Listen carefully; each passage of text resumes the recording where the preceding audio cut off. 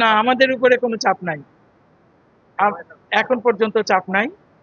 এখন পরবর্তীতে সময় বলে দিবে চাপ থাকবে কি থাকবে না। এই কমিশন তো আমরা ছিলাম না। পূর্ববর্তী কমিশন তারা তাদের দায়িত্ব পালন করে গেছেন এবং কাউকেই আমরা ছোট করে দেখতে চাই না। তারা তাদের সামর্থ্যের সবটুকু দিয়েছেন।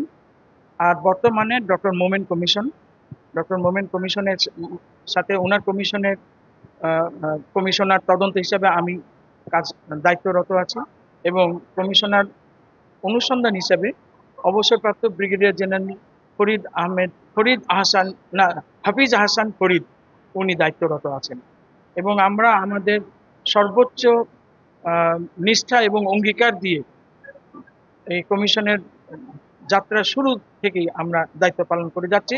আমাদেরকে সহায়তা দিচ্ছেন আমাদের চৌকস কিছু সিনিয়র ডিগনিটরি আছেন এই কমিশনের। আমরা যেসব কমপ্লেইন পাচ্ছি, আমরা যেটাই অনুসন্ধানে প্রাইমা ফেসি মেড আউট হচ্ছে, সঙ্গে সঙ্গে থানা আদালতে মামলা দায়ের হচ্ছে এবং আদালতে মামলা দায়েরের পরে ইনভেস্টিগেশন শুরু হয়ে যাচ্ছে। আমরা অত্যন্ত সততা এবং নিষ্ঠার সাথে ইনভেস্টিগেশন করছি। কোনোরূপ প্রশ্ন যেন না থাকে এইরকমভাবে চেষ্টা করছি।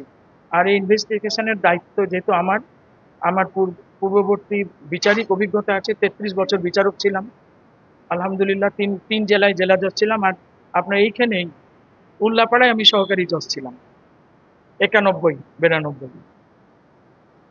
কাজেই আমরা চেষ্টা করছি যে নির্মোহ হয়ে চার্জশিট দাখিল করতে। এই চার্জশিট দাখিল করার ক্ষেত্রে আমরা কারোর চেহারার দিকে তাকাচ্ছি না। তিনি পূর্ববর্তী সরকারের প্রধান ছিলেন কিনা, তিনি পূর্ববর্তী সরকারের কোনো মন্ত্রী পরিষদের সদস্য ছিলেন কিনা, কিংবা সিনিয়র সচিব অথবা সচিব ছিলেন কিনা। একই সাথে আমরা নামাজ আদায় করছি একজন মান্যবর সচিব, তিনি আজকে একটা মামলায় চার্জশিটের আওতাভুক্ত হয়ে গেছেন। কিছু করার নাই। দুবেলা আমাদের সঙ্গে দেখা হয়, একে অপরের সাথে সালাম বিনিময় করি, কিন্তু তিনি আজকে যে কারণেই হোক তিনি আজকে মামলার আওতায় চলে এসেছেন। কাজেই এটা উদাহরণস্বরূপ এই জন্যই বললাম যে আমরা কারোর মুখের দিকে চেয়ে চার্জশিট দাখিল করছি না। না, আমাদের উপরে কোনো চাপ নাই। এখন পর্যন্ত চাপ নাই। এখন পরবর্তীতে সময় বলে দিবে চাপ থাকবে কি থাকবে না।